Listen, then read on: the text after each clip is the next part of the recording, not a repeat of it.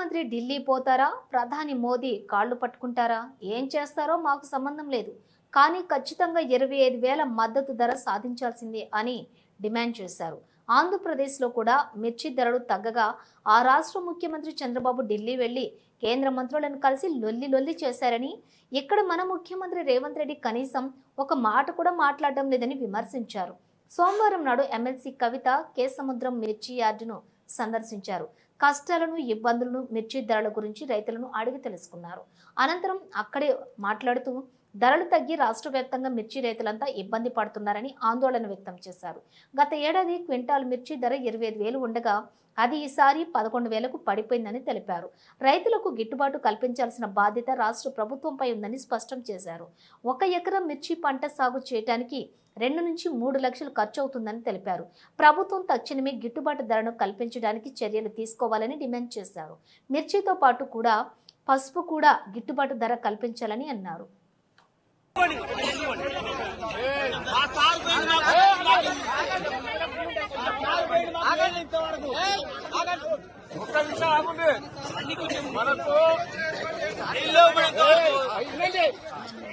నీళ్లు లేవలే మేడం, పొలం మొత్తం ఎండిపోతున్నాయి. ఇంతవరకు ఆ గవర్నమెంట్ పడుచుకుంటుంది మేడం.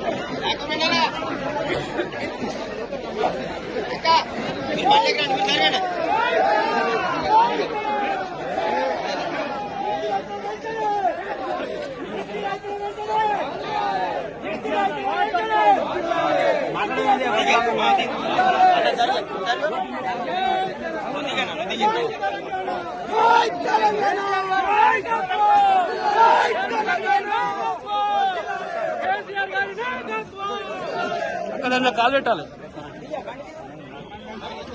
ఇవాళ మిర్చి యార్డులో వచ్చి మరి మిర్చి రైతులందరినీ కూడా కలవడానికి ఇక్కడికి రావడం జరిగింది. మీ అందరికీ తెలుసు, రాష్ట్ర వ్యాప్తంగా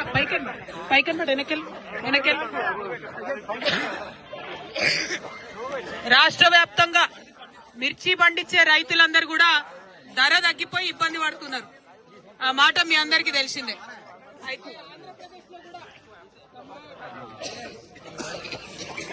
ఆంధ్రప్రదేశ్ లో కూడా మిర్చి రైతులు ఇబ్బంది పడితే మరొక్కడ సీఎం చంద్రబాబు నాయుడు గారు ఉన్నాడు.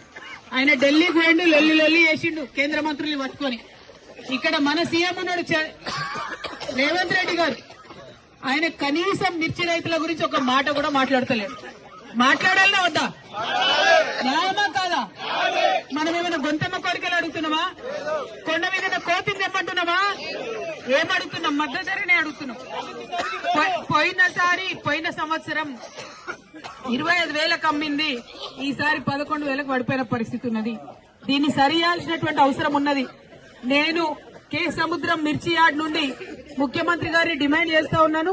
ఖచ్చితంగా మీరు ఢిల్లీకి పోతారా, మోడీ గారు కాలు పట్టుకుంటారా, ఏం చేస్తారో మాకు సంబంధం లేదు, కానీ ఖచ్చితంగా మద్దతు ధర కావాల్సిందే. 25,000 లేని గిట్టుబాటు అయ్యే పరిస్థితి లేదు. ఇప్పటిదాకా రైతులందరితో మాట్లాడుతుంటే వాళ్ళు చెప్పింది అదే. 1 ఎకరం మిర్చి పంట సాగు చేయాలంటే 2 లక్షల రూపాయలు అవుతుంది.